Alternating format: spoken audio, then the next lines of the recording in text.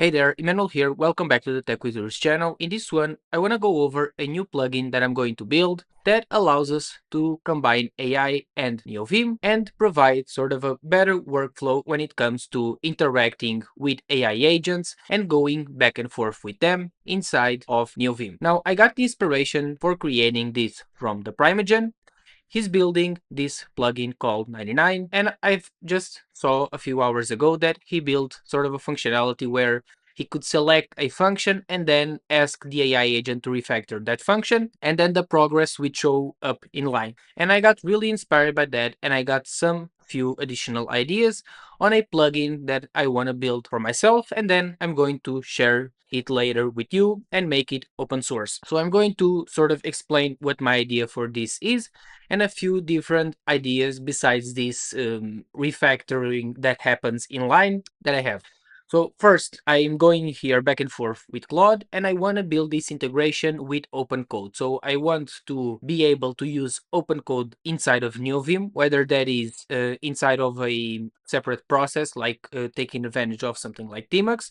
And then I also want to have this idea of background tasks happening inside of the current buffers that I have open, so that these kinds of background tasks, which are small things, can occur and I can continue working on the stuff that I'm working and also implement some kinds of niceties that we'll go over. So I've decided to start here a brainstorming session with Claude, and I first of all ask it here to take a look at the documentation of OpenCode and see exactly how things work. And now, as you can see here, I said that I want to be able to have this sort of manual intervention type of tasks, which is essentially a task that is what you usually would see inside of your like main workflow, something like going back and forth with the model, and then these types of background tasks without manual intervention, which is stuff that I want the model to do. I want that action, or yeah, we could call it action, to go into the background and I can continue doing my work. One cool idea that I had was that I want to be able to block a certain part of the code base from being edited while this background task occurs, whether this is inside of a small function, a small block, so like something that can be parsed using tree-seater. I also gave here this idea to the model. But I also want to be able to do this when the model is implementing a plan that is long running. Usually the workflow that I've been doing, if you go watch the previous videos about this, is a lot about just starting a brainstorming session, then designing the changes that I want to do, and finally writing a plan using the superpowers skills. Again, for more details on this, go watch the previous videos. And since usually I already have a plan in mind, that plan already sort of has there written what files we're going to change.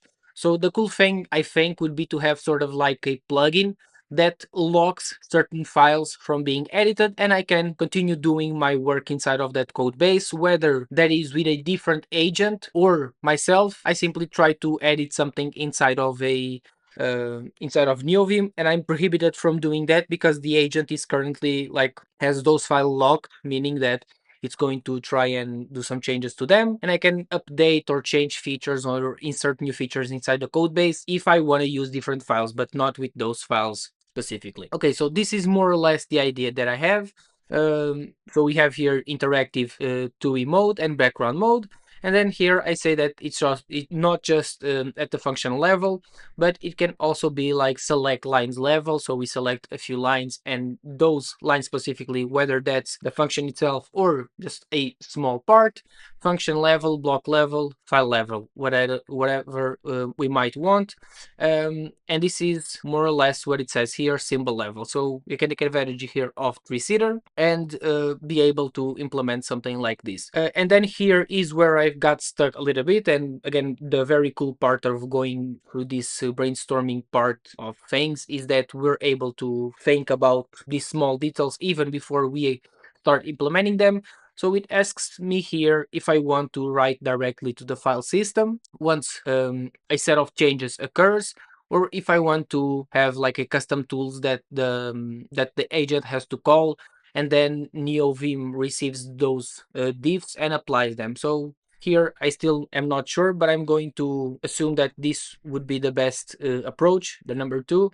But this is still something that I want to think about a little bit more. And finally, one extra cool idea that so I'm going to skip here JJ, like I said. And the cool idea that I had was when the AI agent is exploring some kind of functionality inside of the code base, I think that it would be very cool to be able for the AI agent, this while the AI agent is in planning mode, and while the AI agent is inside of that mode in particular, it would be able to select a list of files that would be added to the quick fix list, and then I would be able to jump through those files. Now, if you're not familiar with the concept of quick fix lists, I'm going to jump here really quickly and I'll search here, for example, for, let's say here, themes. And now if I do Control and then Q, I'll add all of the files that are currently there inside of the selection with telescope. And now I can jump back and forth by doing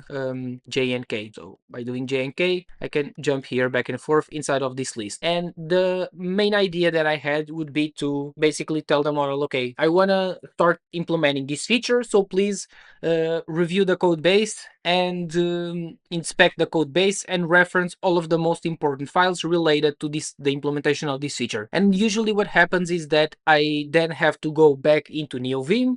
I have to search the files with telescope and get all of that context by myself manually. So I think it would be very cool to just have the model call here a tool, then it calls Neovim and it adds it to the quick fix list. So yeah, this is a very short video because, like I said, I'm just very pumped right now about this. The previous one that I published was about the whole Claude or Anthropic debacle, about them not wanting us to use third-party harnesses anymore, and that sort of inspired me to, after seeing now this feature that the Primeagen added to his own plugin, which was just the function level thing, and I thought it would look very cool, and so I decided to build something of my own because I don't want to fork his project.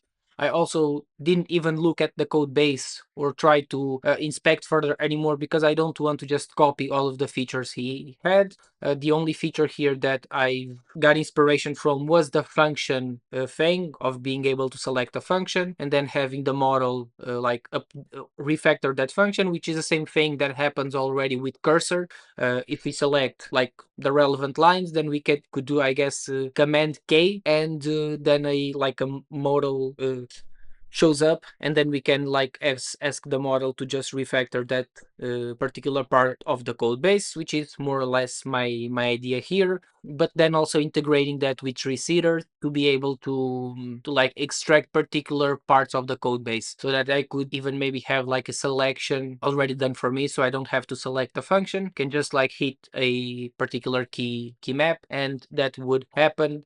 But yeah, the idea is this, pretty simple, and I'm going to be releasing more videos of all of these features that I'm going to implement. So as soon as I have this quick fix list feature working and all of the other ones, I'm going to start sharing them here with you. And soon enough also I'll maybe even open source this so that others can also take advantage and improve their workflows when it comes to using AI agents in combination with Neovim. So yeah, this is it. Thank you so much for watching, and I'll see you on the next one.